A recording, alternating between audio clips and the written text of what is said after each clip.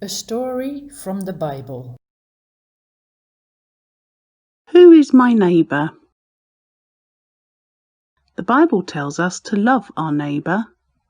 Someone has come to see Jesus. He asks, "Lord, who is my neighbour?" That means, whom should I love and help? What did Jesus answer? Listen to the following story that he told. There was a man walking down the road. It is very quiet and lonely along the road, and there are hills and bushes. The man walks peacefully along.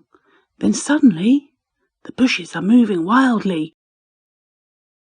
All at once some men appear, evil-looking men. They had hidden themselves behind the bushes.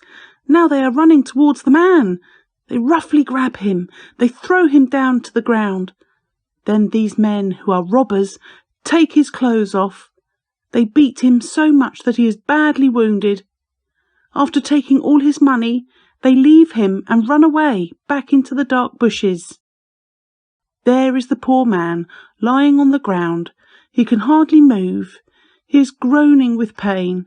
How he is bleeding! If nobody comes to help him, he may even die. Oh, he is in so much pain. But look, someone is coming. It is a priest. Priests are servants of God. They work in the temple, the house of God. The poor man can see the priest coming his way. He doesn't need to call out. The priest can see him lying there on the ground. Yes, he sees him. He sees how the man is bleeding. And what does the priest do? Does he help him? No, he quickly passes by on the other side of the road. No, the priest does not feel sorry for the man. Perhaps even thinks, someone else should help him, not me. A little while later, the man can hear footsteps again. Yes, someone else is walking by. It is a Levite. He is also a servant of the Lord. Levites help the priests in the temple. Will the Levite help him? Yes, the Levite sees him. He can hear him groaning for pain. He even comes and looks at him, but then he quickly passes by. Maybe he is also thinking someone else will have to help him. But he doesn't want to help at all. The sick man closes his eyes. Nobody is helping him. Will he now have to die? Then he hears something again. He opens his eyes. Another man is coming on his way. He is sitting on the back of a donkey. It is a Samaritan. He comes from another country. It is a country of the enemy. Yes, the Israelites and the Samaritans have been enemies for a long time. He closes his eyes again. Oh no, he can't expect that the Samaritan will help him. He may even say, it serves the enemy right. But what happens? The donkey stops.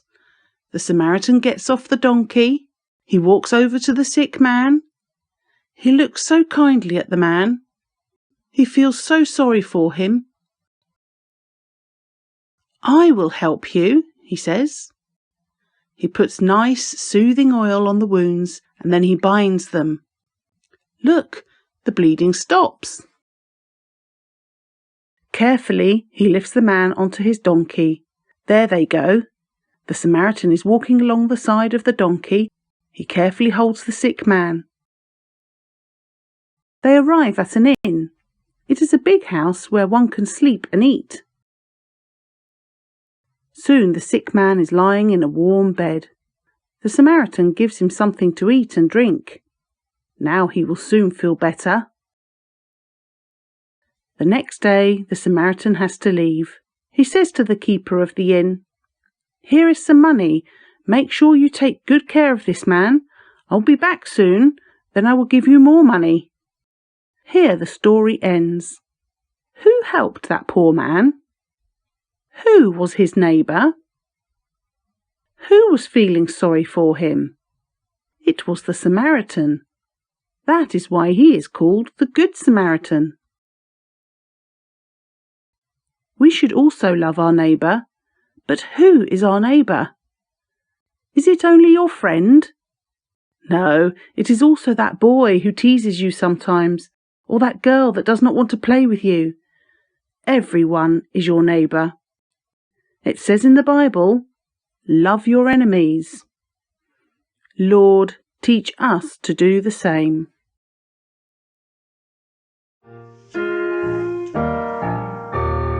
This is my commandment, that you love one another, that your joy may be full. This is my commandment, that you love one another, that your joy may be full. That your joy may be full. That your joy may be full. This is my commandment, that you love one another, that your joy may be full. This is my commandment, that you love one another, that your joy may be full. This is my commandment, that you love one another, that your joy may be full. That your joy may be full. That your joy may be full. This is my commandment, that you love one another, that your joy may be